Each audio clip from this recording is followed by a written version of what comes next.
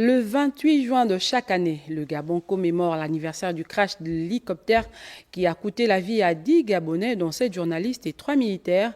Le drame de Makongogno, 40 ans après, l'association Héritage 85 retourne sur les lieux de l'accident. Les témoignages sont pleins d'émotions et de tristesse, de tristes souvenirs. On en parle avec Clarisse Kalormamengi au Saga. Le 28 juin 1985, il est 10 heures lorsqu'un hélicoptère de l'armée gabonaise percute violemment une montagne dans les airs et s'écrase dans la forêt, non loin de Mbigou, précisément à Makongogno.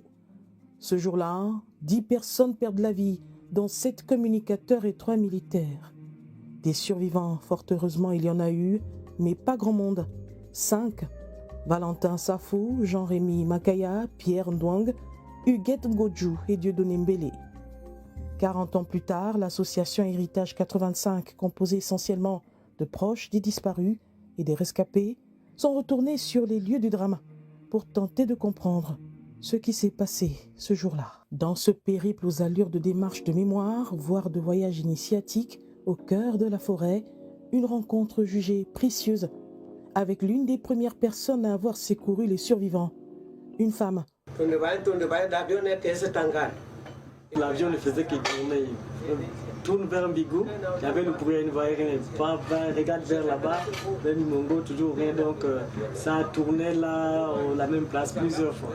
Et elle a dit à l'autre, ah, vraiment, c'est pas ce que l'avion la cherche, il ne faut pas que nous bougeons, restons là sur place. Et son mari aussi et son ami, pendant qu'ils étaient à la chasse là-bas, ils ont aussi vu comment est-ce que l'avion tournait. Ils ont eu peur, ah, non, ça c'est peut-être un danger, allons-y vite, on va retrouver les femmes. Ils sont venus jusqu'à l'endroit, ils ont retrouvé les femmes. Après, ils ont entendu le bruit de l'avion qui tournait, puis bon, tout d'un coup, ils ont entendu un grand bruit. Et c'est un certain moment où c'était tombé. Maintenant, quand ils arrivent au débarcadère, parce que la traversée, il fallait traverser sur un radeau, c'est, je pense, la Wano. Quand ils reviennent, ils sont surpris de trouver maintenant le radeau de l'autre côté. Papa, on est nakom, ou Kakasimokobe. Et le mari a posé la question quand il a vu certains, il a dit, oh, mais vous c'est qui? Il dit, oh papa, n'ayez pas peur, nous ne sommes pas des brigands. Nous sommes des personnes, mais nous on a fait l'accident, on a fait un crash avec l'avion. Pour Héritage 85, 40 ans plus tard, l'heure est venue de se souvenir, non pas pour ouvrir les blessures, mais pour honorer la mémoire, pour rendre à ces braves hommes et femmes victimes du crash de Makongogno ce qu'on leur doit, la lumière.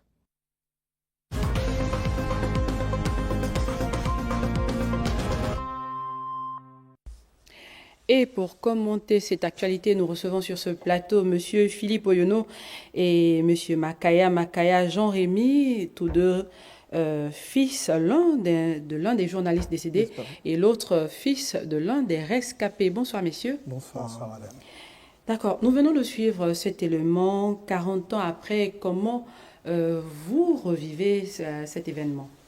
Déjà alors, pour vous, Monsieur Philippe. Oui, alors il faut dire que le 28 juin est une date vraiment marquée dans notre esprit. Et donc pour les 40 ans, on a décidé de faire le déplacement sur Makongogno et de revivre le périple que les défunts et que les rescapés ont vécu. Et c'était ça, arriver sur le lieu même. C'est vrai qu'arriver sur le lieu, c'était vraiment plein d'émotions, hein, parce qu'après Makongogno, je ne connaissais pas. Donc voilà, c'était l'initiative en fait de faire revivre et pour laisser une certaine forme d'héritage au travers de ce reportage. Monsieur Makaya, vous êtes fils de rescapé. Qu'est-ce que cela fait à ce rescapé, votre père, aujourd'hui de vivre ça, que vous lui contez l'histoire de Makongogno? Qu'est-ce que cela lui fait? Ce que je peux vous dire, c'est que l'événement de Makongogno a marqué à jamais le lien indéfectible entre les rescapés et les disparus. Parce qu'il faut dire que chaque année, les rescapés ont toujours gardé en mémoire le départ prématuré de leurs frères qu'ils ont vu partir dans des conditions effroyables. Et donc ce lien des rescapés et des disparus fait qu'aujourd'hui, nous restons fortement mobilisés car cette histoire de Makongogno reste un héritage pour toutes les deux parties qui ont pris part à cet événement. Outre le fait de revivre ce périple, quel est l'intérêt pour vous qui êtes membre de l'association 85, Héritage 85, quel est l'intérêt pour vous de revivre, de faire revivre ou encore de faire un retour dans l'histoire à travers ce voyage, surtout pour vous qui êtes fils de journaliste que la télévision nationale a perdu? Il faut dire que pour la plupart, on était très jeunes quand il y a eu le crash. Moi, principalement, j'avais 3 ans. Donc, du coup, j'avais pas assez d'informations sur le crash, à part certains articles dans certains journaux. Mais moi, je voulais revivre, en fait, de me dire, je vais y aller. Ce sera comme un pèlerinage, on va dire. Je veux dire, aller sur le lieu pour voir ce qui s'est passé réellement et ce qu'ils ont vécu.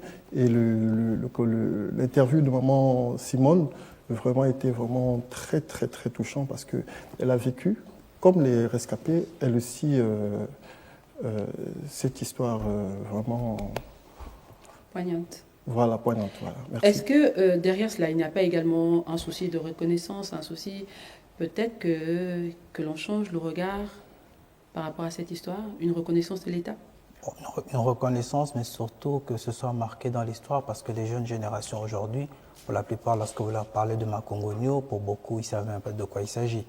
Et donc pour un pays vit avec une histoire, des gens qui ont posé des actes. On parle quand même des citoyens gabonais qui sont morts en service commandé pendant qu'ils servaient la nation. Donc nous pensons aussi que c'est l'occasion idéale à l'heure où le Gabon et à en pied mettre sur la restauration des valeurs et redonner les Gabonais leur dignité. Il en va de même pour que les prochaines générations puissent être informées qu'il y a eu un tel événement qui a marqué indélébiblement l'histoire du Gabon. D'accord. Héritage 85, c'est quoi l'agenda pour demain? Après, on a plusieurs... déjà, c'était à la base, il faut être clair là-dessus. C'était, au début, on voulait faire... déjà refaire revivre les souvenirs, mais solliciter aussi, il faut dire, l'État pour la construction d'un monument. C'était ça, en fait, à la base. Mais après, maintenant, si je peux me permettre de parler ici, arrivé sur les lieux, justement, on a vu que la première dame, qui est une ressortissante de là-bas, a posé un monument. Un mémorial.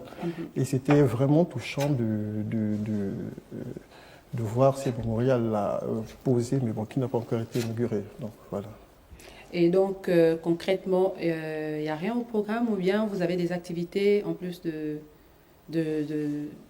ce film témoignage? Bon, après le film, normalement après le film, on a des activités qui sont... Mais le premier programme, c'était de faire ce reportage et de sortir ce film qui va certainement sortir d'ici à quelques semaines. Et puis, c'était... voilà. D'accord, merci Monsieur Philippe Oyono et merci Monsieur Jean-Rémy Makaya d'être passé sur le plateau de Gabon Télévision, le plateau de vos pairs, pour ces informations. Principale édition d'information, tous les jours à 20h, avec désormais le journal en langue. Gabon Télévision s'approprie la restauration de nos valeurs.